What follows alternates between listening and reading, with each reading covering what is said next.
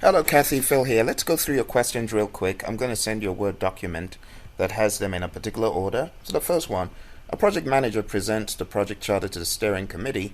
The steering committee is concerned about pre-assigned resource allocation because the stakeholders are unaware of their participation in the project. What should the project manager have done to avoid this? Obtain stakeholders' expectations, defined roles and responsibilities for each stakeholder, manage stakeholder engagement, or completed the stakeholder register. So, in my mind, just seeing this and what they have chosen as the answer, you got to remember the order of things. The order is to first identify the stakeholders, and that means you complete the stakeholder register. And as you're completing the stakeholder register, these folks are being informed as well. It's part of the process, remember? So, what do they say? The answer is yes, so completed the stakeholder register. So I hope that makes sense. Let's go to the next one. During the final stages of the project, an issue with equipment provided by a subcontractor is identified. After conducting an impact analysis, what document should the project manager consult to determine how to address this issue? So, it is an issue. And the way to address issues, that's what they're asking. Where would you consult to address an issue? You get what I'm saying? It's not necessarily because of situation X, where should we go? No. To address an issue, any issue, because you want to change something on the project, what is an issue? It's something that's happening now. It's not going to be in the vendor contract, the communications management plan, or the procurement process manual, because this is something happening now that you may not have previously identified. So it's like an issue, and the way to deal with the issue is to always refer back to the change management process so that you know how to raise a change request to deal with this. Alright, so there are a few things here that are bogus. The contract process manual, that is actually a bogus term. I wouldn't have gone for that. So beware of bogus terms on the exam. Let's go to the next one. A project team discovers that there are many detailed capabilities that differ from the scope outlined. So we did talk about this one. What is a capability? It's a requirement. I think this is on page 153 or 151, okay? So a capability is really talking about a requirement. So it's really saying, how do you manage requirements? And the answer is the requirements traceability matrix. All right, I don't know if you ever heard me talk about this one, but I had addressed it in the past. So if you go to the PMBOK guide, there we go. This is on page 131, I beg your pardon. Page 131, the second paragraph to the end, it says, the term requirement is defined as a condition or capability that is required to be present in a product, service, or result. So it's really saying, how do you manage requirements? And the answer is requirements traceability matrix. The next one says, during a progress meeting, a stakeholder informs a team that a previously identified technical issue has been resolved. However, the stakeholder warns that the same issue is likely to happen on other similar projects. What should the project manager do first? So the first thing to do really would be to update the status of that issue. It's like a change request has been approved. What is the first thing to do? Is it to update lessons learned in reviewing that particular change request, or is it to update the change log? You see, what you're working on, you always update first. So the best thing to do is to update the issue log and then update the lessons learned register after. This is a little bit silly because it's nickeling and diming and minutia, but they're really trying to see, will you follow through on updating the issue log? Issue log needs to be updated. Even if you've resolved an issue, you update the issue log with the update. So that's the mindset for that one. A customer continually submits new feature requests for an existing product. A project manager just communicated the completed scope definition for the product's next version release to stakeholders. What should the project manager do next? So there's a new feature, and the next version has already been submitted to stakeholders. What should the project manager do next? So in my mind, you are not going to reject this. So let's take a look at all the options. You're not going to reject this feature request. It's just not going to make it into the next version. Okay, so let's see. Let's go from the bottom. Immediately define project boundaries. That doesn't make sense. Nothing alludes to this being bad. Meet with the stakeholders to align expectations. There wouldn't be any need to do that. There's no problem with expectations per se. The problem is this particular feature. Think about the world of Agile. It'll probably make it into the next sprint. Meet with the product manager to ask that the number of new requests be reduced. There's no need to do that. And the answer which they're telling you here is review the scope management plan and iterate it through the scope definition process. Exactly. So this is eventually going to become a feature, maybe, right? It's a feature request, so it could be put in the product backlog eventually if the product owner agrees.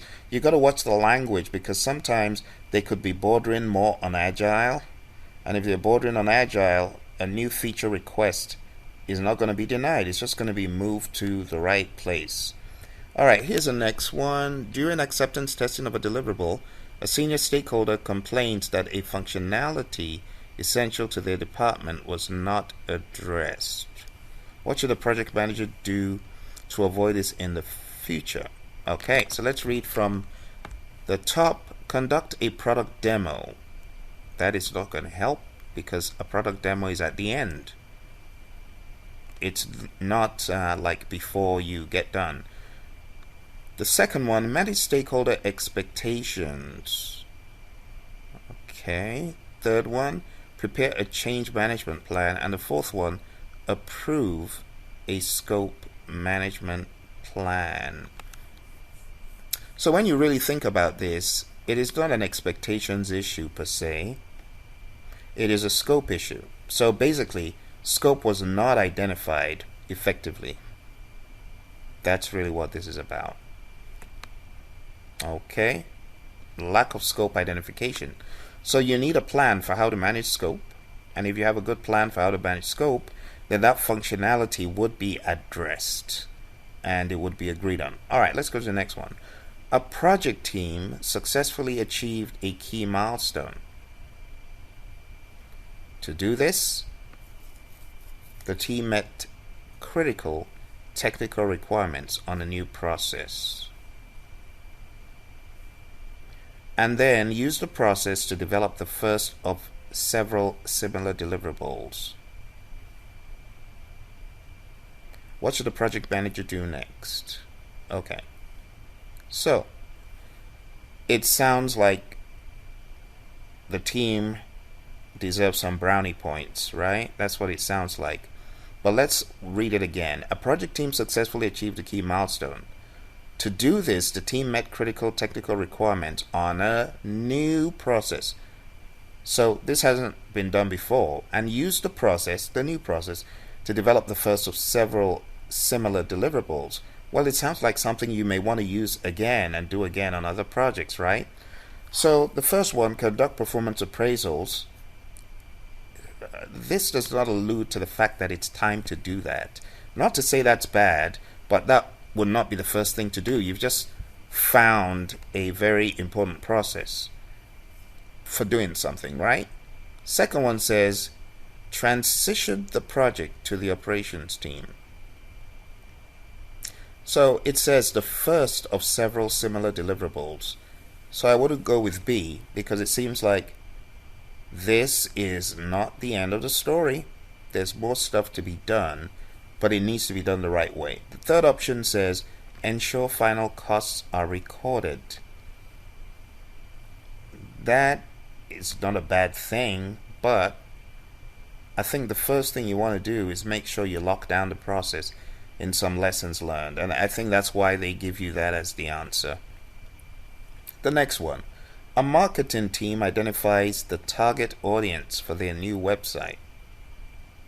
They want to know the preferred tastes of this target audience. What tool or technique should the project manager use? So, when you want to get information from a select group of people, a pre-qualified group of people, if you will, the best thing to use is where you can speak to them, where you can listen to them, and where you can glean the knowledge. So in the PMBOK guide on page 142, it says focus groups bring together pre-qualified stakeholders and subject matter experts to learn about the expectations and attitudes about a proposed product, service, or result. So that would be why the answer is focus groups. A. Alright, let's go to the next one. While developing the project schedule, the project manager realizes that the high-level timeline is unrealistic due to longer than expected procurement lead times for certain key project components. What project document should the project manager update? So this is a trick one. So this is really alluding to assumptions not being solid or not being what you thought they would. So there was an assumption made that the lead times would be shorter, but they're longer than expected. So the configuration management plan, you don't need to touch that. No one is saying there has to be a change. Lead time is a lead time. There's nothing you can do about that. Besides, configuration has to do with product features, functions, and stuff. So it wouldn't be A. B, the assumption log, is obviously the best choice. The schedule management plan, it's too late because we are not dealing with how to develop the schedule. We're dealing with an incorrect assumption. And then procurement management plan, it wouldn't make any difference updating the plan because we don't have a problem with our procurement management. We just have a problem with an assumption. So watch it says, while developing the project schedule. You're developing the project schedule. Note that this is not happening per se. It's not as if you're in the project midway and something wasn't delivered. But they're kind of writing it as though it were. But you got to realize, while developing the project schedule, you're developing the project schedule. It's not while in the middle of the project. And those are some of the tricks they use. They kind of set you up to make you think you are in the project proper, but you're not. While developing the project schedule, the project manager realizes, while developing the schedule, that the high-level timeline doesn't make sense. So what do we need to do? Well, we need to make a change to our assumption log because this stuff isn't realistic. So our schedule is going to be longer than the high-level timeline, most likely. You get what I'm saying? So the best option here is B. Alright, moving on to our next one. This is 280, and it reads, a multidisciplinary project with numerous interested stakeholders. Interested stakeholders is kicking off. A newly identified stakeholder, this is someone that has just been identified, is negatively impacting planning activities. What should the project manager use to manage each stakeholder's influence on the project? So basically they're asking the influence impact grid,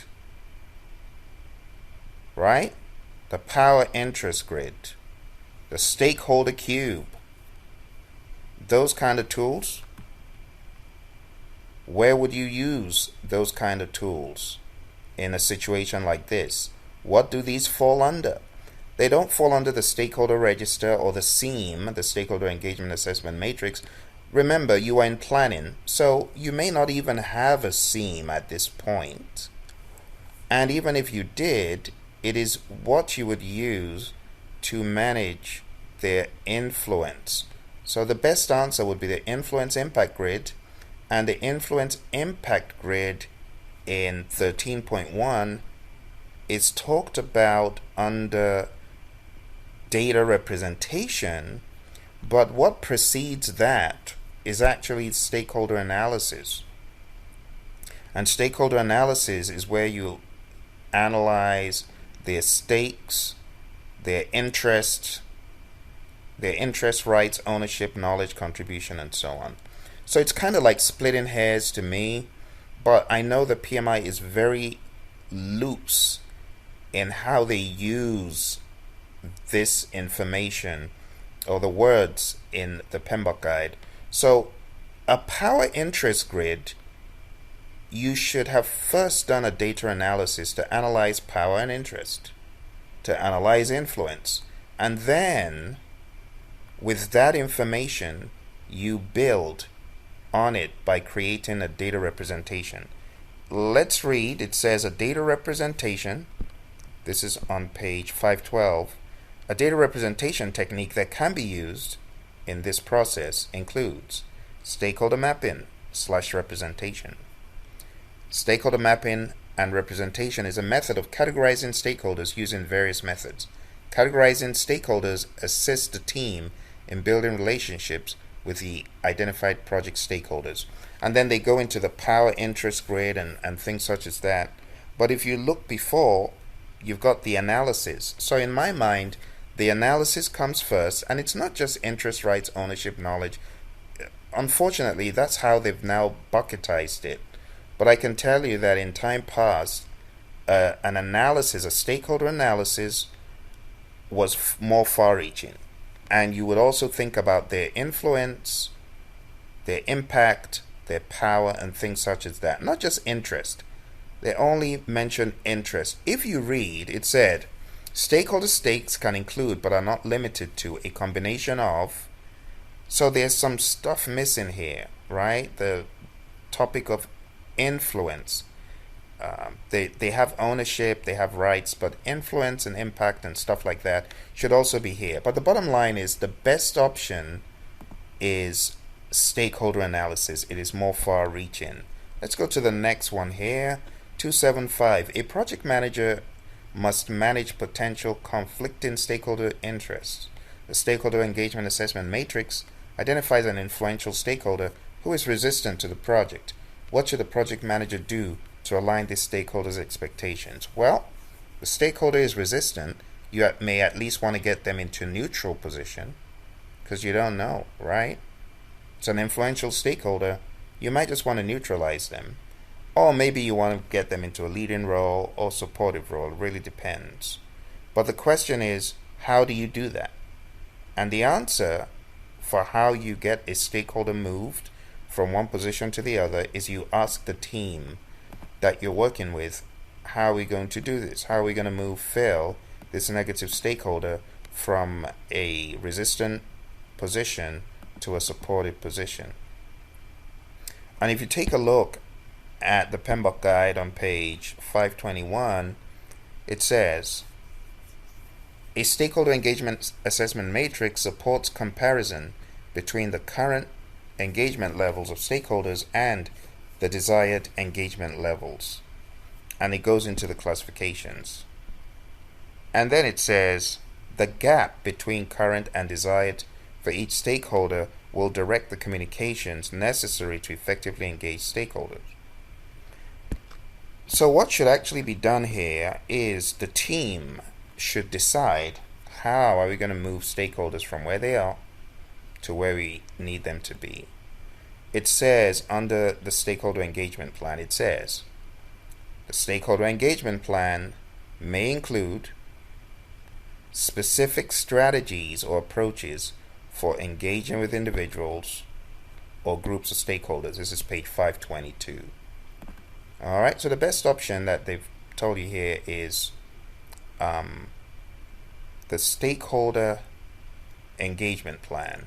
And the stakeholder engagement plan really identifies how do we move someone from here to there. I hope that helps. We got one more here, and it says, during a project progress meeting, a stakeholder informs the team that a previously identified technical issue has been resolved. However, the stakeholder warns that the same issue is likely to happen again. Okay, so we did talk about this. didn't we? We said that anytime you have an issue, you want to update the issue log before doing anything else. So that's it, Kathy. I hope this helps you, just to give you some perspective on how to tackle these and how PMI thinks. All the very best. I know you're going to do great. Bye for now.